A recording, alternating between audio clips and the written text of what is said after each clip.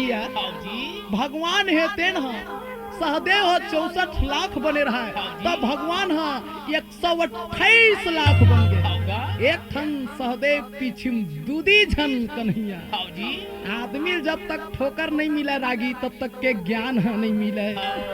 सहदेव घबरा के कथे कन्हैया अब कृष्ण कन्हैया तोर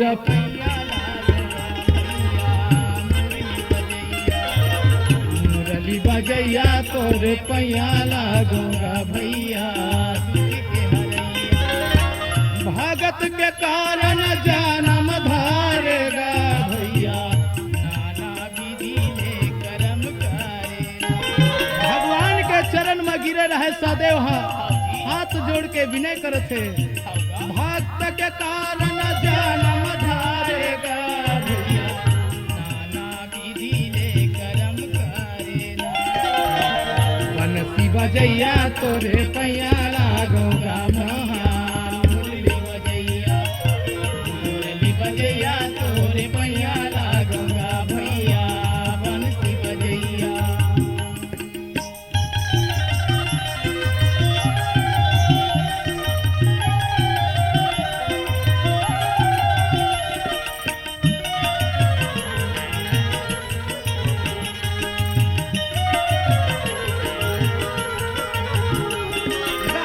बंसी बजैया तोरे पैया लागूंगा बजैया तोरे पैया लागूंगा भैया बंसी बजैया। लागी भैया भगवान है तेन सहदेव ला माफ कर दी पुनः अंतपुर में भगवान कथे सहदेव अरे मोला का बर लेगे बड़ा है का बताऊं कन्हैया। अरे आज तही बोले हबज कि हमर पिता ह नरक में भटकत हबे बेटा हो तुमन रास्तु यज्ञ करो कई के पर आज वो जरा संदेह तेन पूरा राजा मन कैद करके रखे हबे। राजा के घर राजा आथे बनवारी और प्रजा के घर में प्रजा है आथे चलो मैं तोला लेके बनाए हूँ। भगवान है तेन रागी भैया और सहदेव के पुकार ला सुन के अगा इंद्रिय प्रस्थे यावन रागे भाई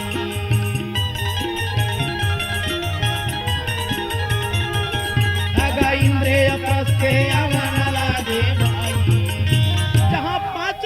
पांडव है तेन भगवान के दे सुंदर आदर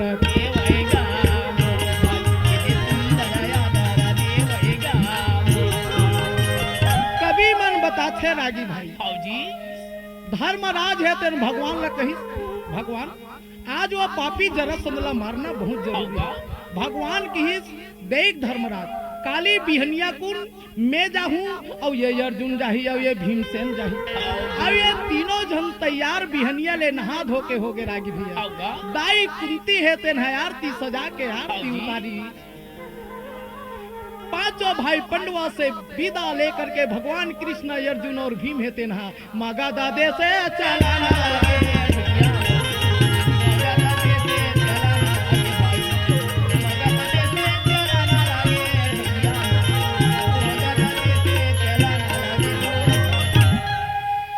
कभी मन बताए है रागी भी अरे मगध देश राजधानी में और चारों तरफ ले मार 4 ठन दरवाजा रहे और 4 ठन दरवाजा में और 4 जन रखवार है तेन रहे। भगवान कृष्णा कथे एक ठन दरवाजा में मेरी हो एक ठन दरवाजा में भीम रही और एक ठन दरवाजा में अर्जुन रही तीनों जन और वो चौथैया दरवाजा में सकलाबो कही का रुकावट है रागी। कभी मन बताते वृषभासुर नाम के हाड़ा राक्षस है तेल मार के ओकर हाड़ा ला और वो जरा सन हटांगे रहे कोनो लावत देखती ता वो है अपने अपन बाजा रागी भैया वो हाड़ा है तेन खन खन खन खन बाजत रहे। भगवान दौड़ के हाड़ा लया लग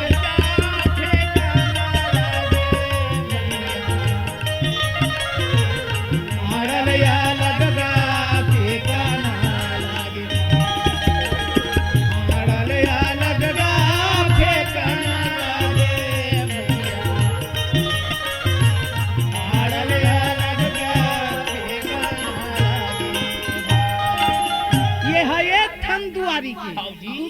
दुआरी में नंगारा ह बाजत रहे। होगा भगवान कहते भीम देख देख देख देख वही देख। हाउजी भीम के अलवा जलवा बॉक्सिंग नो है। होगा ओकर ह सुनील सेठी वाला है। हाउजी गीच गीच और दनाक ले मारी होगा नंगारा ह भदाक ले फूट गे। हाउजी वती बर पेड़ है तेरह तुरंत थरी फूल लगी फर लगी और रुई बरोबर उड़ियावत रहे। हाउजी अर्जुन लगत है अर्जुन देखो कहे ये अर्जुन है तेरहा अरे धनुषा में बानेगा चढ़ा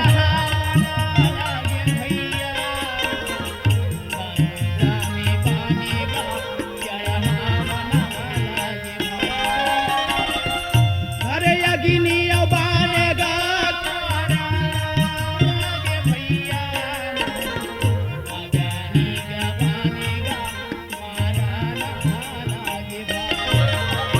अग्नि बाण में मारी जक्का रुई उड़ियावत रहे तेरहा जल के राख हो गए। हाउजी एती बार रागी भैया चौथैया दरवाजा में तीनों जाने दे सकला लागे भैया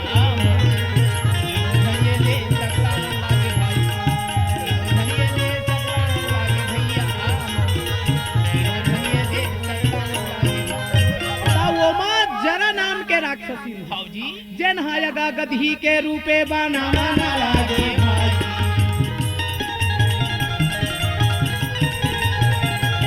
आगा गधी के रूपे बनावा ना लागे भाई। रागी भाई हाउजी गधी मन कैसे नरिया थे गधी मन चिपो चिपो की नरिया थे वैसने तोरे कस गधी नरिये कभी मन हम बताते हाउजी भीम है तेन दौड़ के वो गधी ला पकड़ ली। हाउजी भगवान हा ओकर मुंह में पंचजन्य शंख ला ठेस दी। हाउजी तब वो गधी हा निकाले कोशिश करे तो ओकर मुंह खवा हा वो शंख में जा तो शंख बाजे लगी। जरासंध कथे देवी का पूजा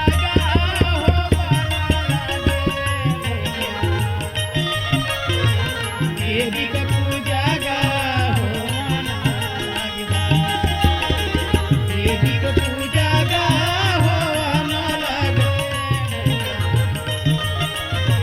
देवी का पूजा रागी भैया हाउजी कभी मन बताते वही दिन ले गधी और गदहा मन के आदत पड़े। हाउजी जब तक ले वो मन हा ऊ नहीं कर ली तब तक के चिपो चिपो चिपो नहीं कर ऐसने नरिया थे जी गधी हा देखा था गधीला रागी भैया होगा का कहिबे हाउजी वही दिन ले और वो गधी मन के आदत पर है। हाउजी जरा संध है तेन मार सुंदर तैयारी करके और देवी के पूजा करे बर अगा जरा संधे हारा ना लागे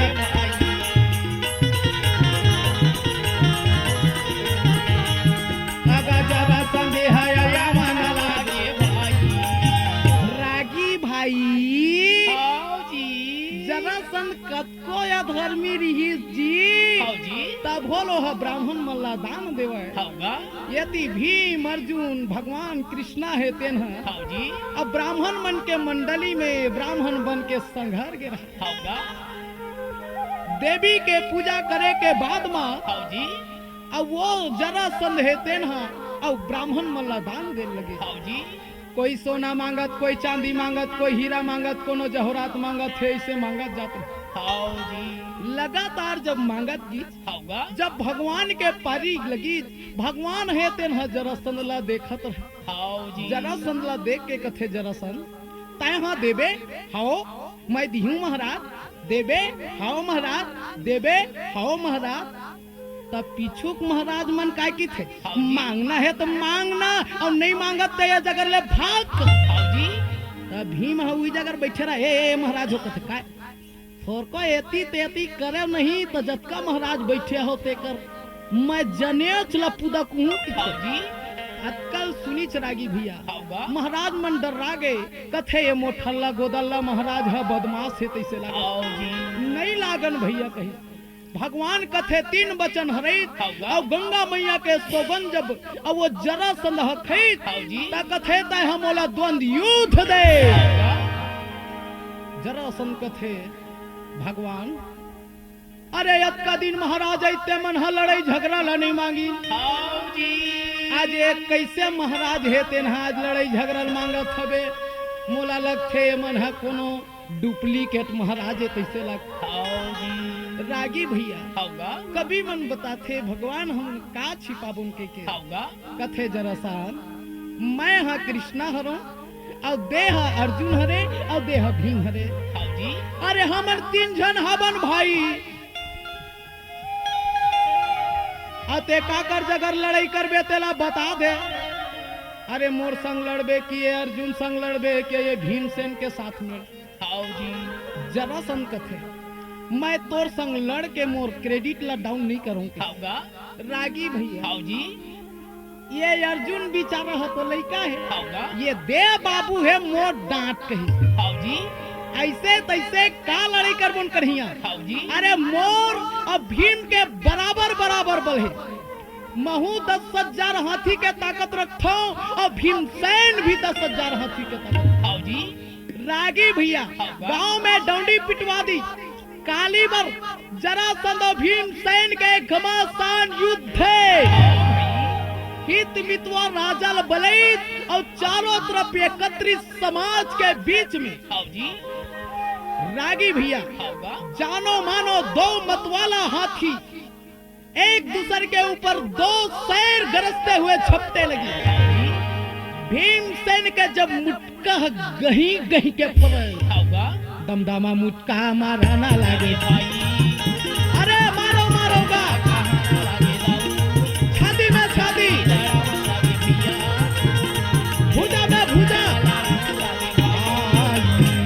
रागी भैया लड़ाई के बाजा बजी और दोनों के लड़ाई है तेन दमादम चल। हाउ जी कभी मन बता थे रागी भैया हाउगा एक दिन लड़ी 2 दिन लड़ी 3 दिन लड़ी 4 दिन 5 दिन 6 दिन ऐसे लड़त लड़त 26 दिन लड़ रही। हाउ जी 26 दिन जब लड़ी हाउगा भगवान भीम कथे आज मोर लड़त लड़त भारी दिन हो गए। हाउ जी ता वो मन कैसना लड़े 8 बजे चालू तेन 4 बजे बंद धर्म के लड़ाई लड़े। हाउ जी रागी भैया हाउगा कभी मन है तेन बताई हाउ जी भगवान कथे भीम ये जरासंध कोने तेल जाना था भाई हाउ जी नहीं जानो। अरे एक बार राजा दम घोष के को झन लोग लइका नहीं रही सोकर 2 झन नारी रही हाउ जी पर दोनों झन के संतान नहीं रही से एक दिन वो दम घोष है तेन भगवान शंकर के तपस्या करीस तो बोला एक ठन फल दी हाउ जी जाए फल न देबे और तो रानी गर्भवती हो जी। हाउगा ला के राजा दमघोष से तेन जब पर रानी ला दी वो फल के 2 टुकड़ा करके दोनों झर रानी अगा कैसे भोजाने करना रे भाई।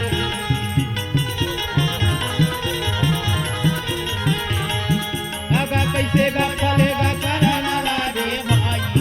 वो फल ग्रहण करी हाउ जी जैसने आधा आधा फल खा रहे रागी भाई तैसने तैसने आधा आधा लइका गा होएगा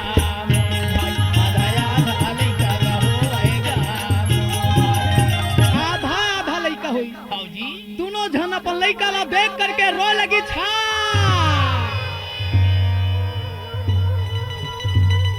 भगवान मोर का लइका दे आधा आधा लइका है। हाउ जी मोरे करम हावे दगाबाज वो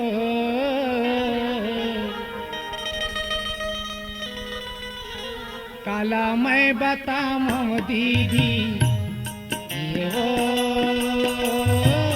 हलकान वो बहनी हलकान वो मोरे करम हावे दगाबाज वो मोरे करम हावे दगाबाज वो काला मैं बताऊं दीदी ये वो हलकान वो बहनी हलकान रागी भाई कलाप कलाप के लइका ला धर के रोवत हाउ जी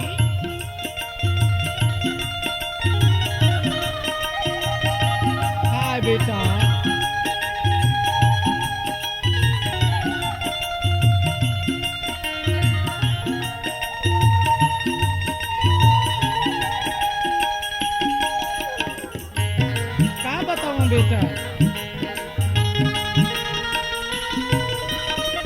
मोरे करम हारी दगाबाजी हो, मोरे करम हारी दगाबाजी हो, काला मैं बताऊंगी ये हो भला काल हो गई, मीरा भला काल हो।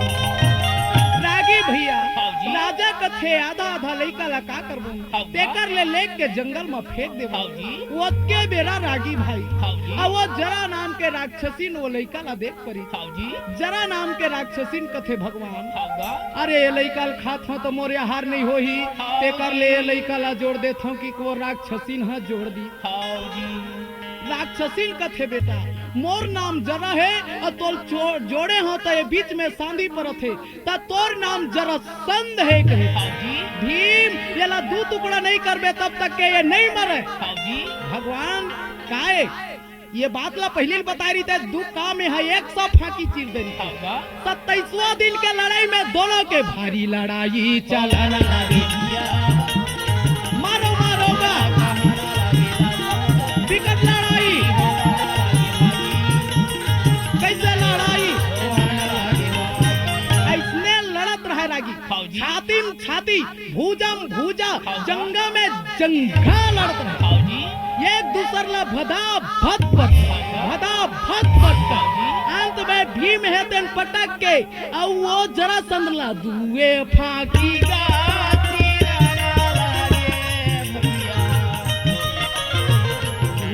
फाकी का दू फाकी करी रागी भाई हाउजी।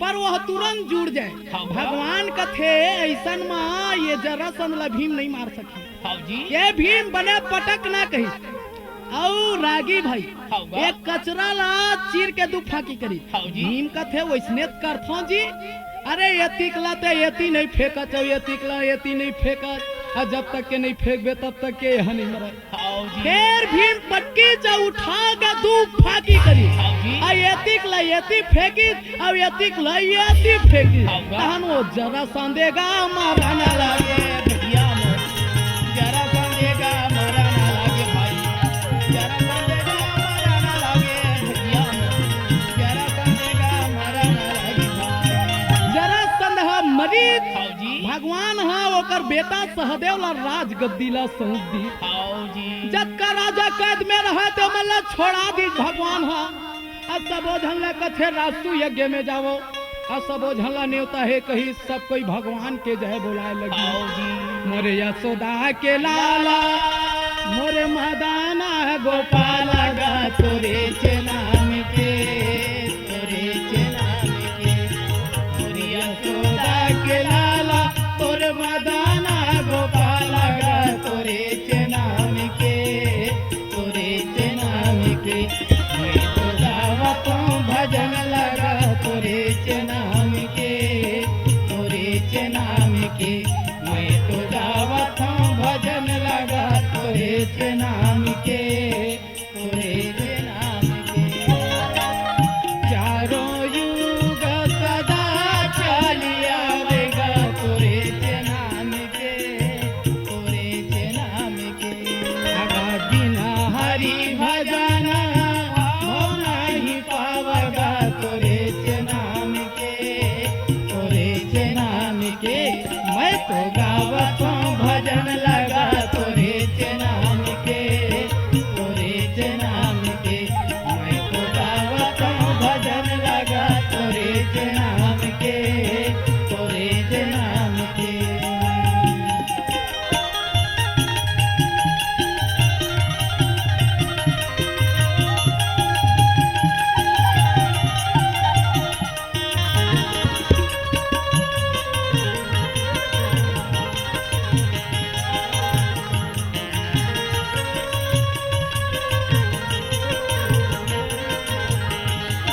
मोरे यशोदा के लाला मोर मदाना गोपाल गा तोरे नाम के तोरे नाम के मैं तो गावत हूँ भजन लगा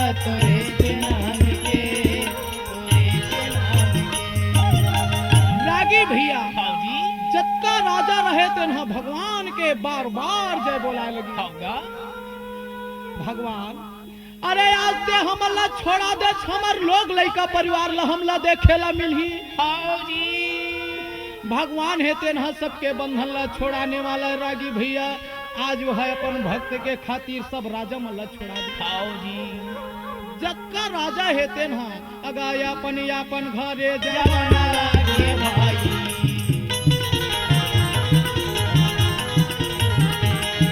अगा यापन घरे जाना लागे भाई। यति बार भगवान कृष्णा मुरारी है तेनहा। हाँ जी और जरा संद सुत सहदेव ला कथे बेटा, अब तय तोर पिता के समान राज मत करबे, तय धर्म में चलबे और सदा गरीब पर दया करबे। हाँ जी राज ला सौंप के भगवान ह विदा लेकर के और अर्जुन भीम ला लेकर के ये देव वापस घरे घर।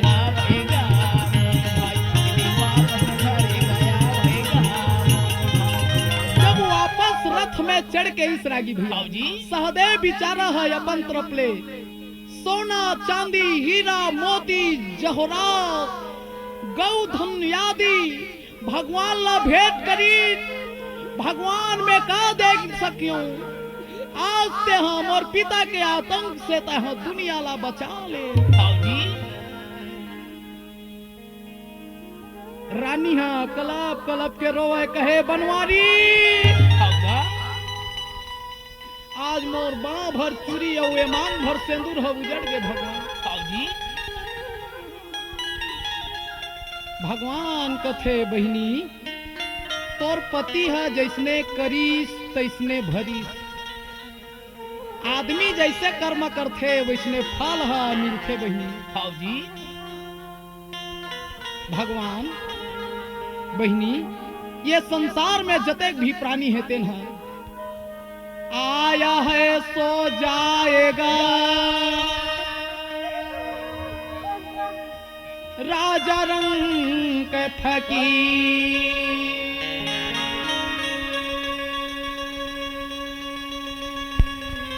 कोई सिंहासन चढ़ चले तो कोई बांधे जन। भगवान है वो दे रानी ला समझई और भगवान कृष्णा मुरारी है सब ला आशीर्वाद दे करके। हाँ जी भगवान भीम अर्जुन दोनों ला लेकर के हाँ जी अगा वापस से घरे गया ना लागे भाई।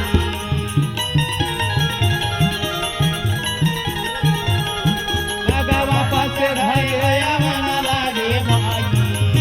एकरे सती कथे रागी भैया। हाँ जी काया माया के नहीं है ठिकाना, काया माया के नहीं है ठिकाना, काया माया के नहीं है ठिकाना, काया माया के नहीं है ठिकाना। 40 दिन के सुघर काया 40 दिन के माया, 40 दिन के सुघर काया 40 दिन के माया। 40 दिन के न तो दृष्टा, 40 दिन के न तो दृष्टा, पर विकल पछताना। काया माया की नहीं है ठिकाना, काया माया के नहीं है ठिकाना, काया माया के नहीं है ठिकाना।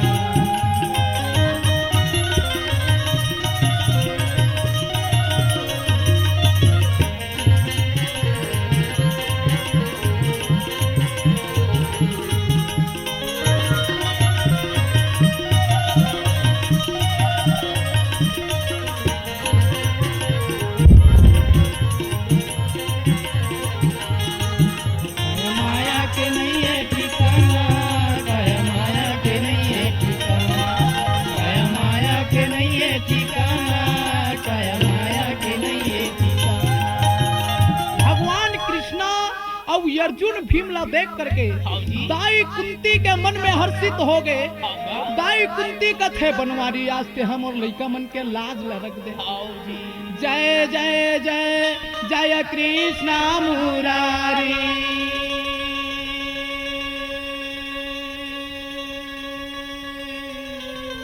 और जय गोपाल गोवर्धन धारी, हे मधुसूदन कुंज बिहारी, और लाज रख्यो तुम आज हमारी दाई कुंती है तेना और तीनों जन अपन वीर ला खड़ा करके भगवान कृष्णा अर्जुन और भीम के आवो बहिनी आवो सात दीप यारती बुतारई आवो दीदी कंचन कलश जलावे आरती वो दाई बतावे वो बहिनी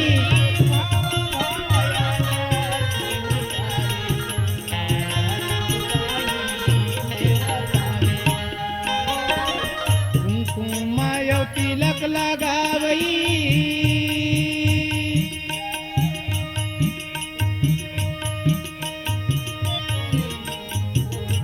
तिलक समारती हवे वो बहिनी तिलक समारती हवे तिलक समारती हवे आवो दीदी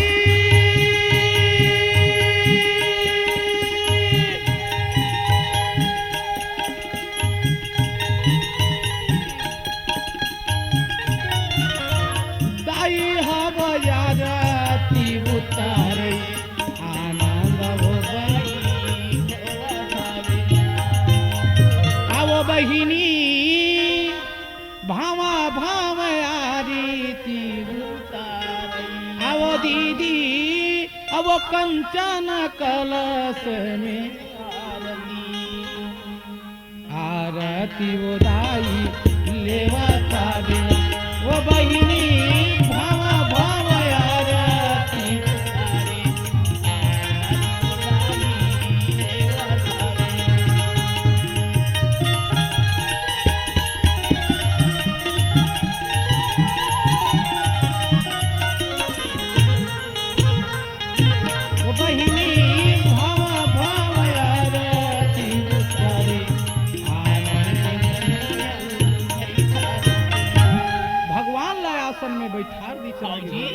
ऐसे भगवान है तेना और जरा संला मार करके और धर्मराज के कार्य है तेनला सिद्ध करी बोलिए वृंदावन बिहारी लाल की ऐसे बारंबार जयकारा लगाए लगे रागी भैया धर्मराज है तेन कथे कन्हैया अरे आज मोर संकट है तेन लते हाँ दूर कर दे आज मोर बड़ा भाग्य हुई तोर जैसे संत महात्मा के आज मोला बड़ा दर्शन हुई भगवान आज तय मोर कष्टला तार दे भगवान कथे धर्मराज आज मैं तुम्हारे मन के खातिर जन्म ले मैं तुम्हार मन के दुख ला दूर करे खातिर बर एक कष्ट ला दूर करे खातिर बर ये संसार में जन्म ले रागी भैया अरे भगवान है तेना अब सुंदर ढंग से धर्मराज ला समझा लगे धर्मराज अब ते अरे देश देशांतर के राजा मल्ला न्योता न्योत सकल समाज ला बला के तहर राज के राजसु यज्ञ ला करके रागी भैया देश देशांतर के राजा ला अरे धर्मिहा नेवता नेवता ना तबा लागे नेवता ना तबा लागे नेवता ना तबा लागे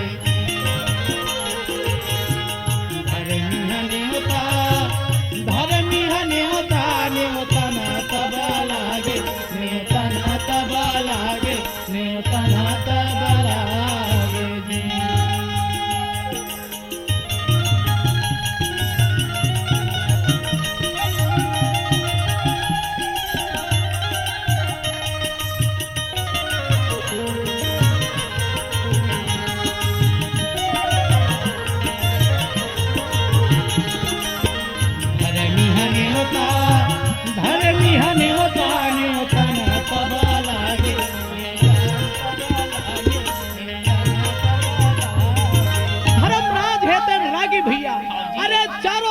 देश देशांतर के राजा है रागी भाई अरे मैं दानव है तेन ऐसे शीशा के महल बने रहा कांचे कांच में धर्मराज के महल बनाए हैं राजी बाय सम्पायन मुनि राजा जन्मे जय लकथे अरे देश देशांतर के राजा मन हेते हैं। हाँ जी राजा द्रुपद, राजा विराट, राजा काशी, यहाँ तक के बड़े बड़े राजा मन हेते हैं निमंत्रण ला सुन सुन करके। अगा कैसे नेवता में आया